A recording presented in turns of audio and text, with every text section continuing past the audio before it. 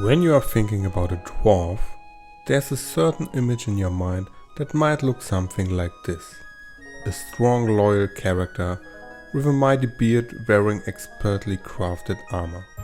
That basic concept might get mixed and matched with things like sci-fi elements or simply stay true to its most prominent source, The Hobbit. Thought of by the great mind of J.R.R. Tolkien back in 1937. Those concepts are so ingrained in our mind that even now, almost 100 years later, players might have a hard time figuring out what all those basic symbols mean when the only hint you are giving them is the title of your game, Dwarf Fortress. So when the Steam version of the game released in 2022, 16 years after its original release, it was showered with praise, and rightly so. Players were finally able to fully appreciate all the craftsmanship that dwarves were participating in, without the help of any wikis or hour-long tutorial videos. That right there is the power of the right art style.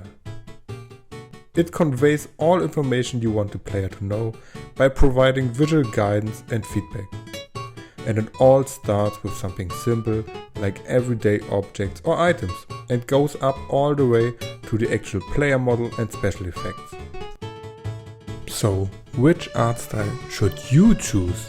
Which one is better than all the others? Well, it's always the one that best suits your individual needs for your gaming project. There's simply no definitive answer given how many different types of gameplay exist.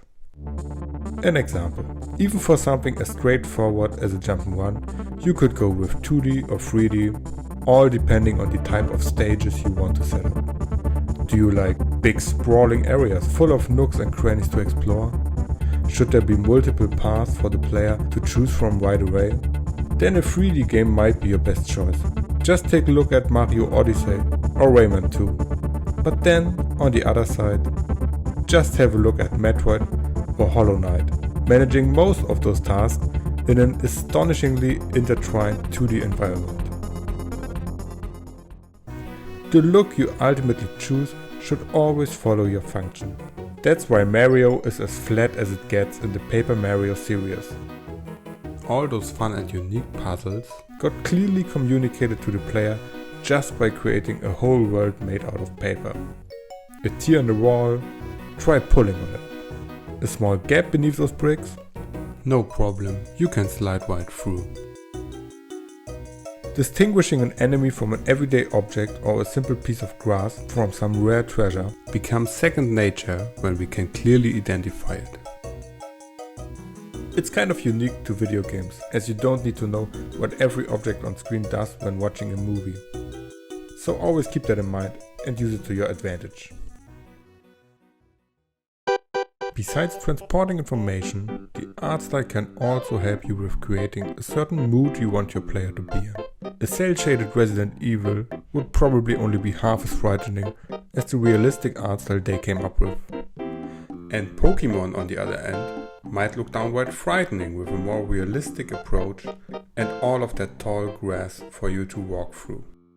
No matter which style you choose, keep your audience in mind when deciding on a certain direction.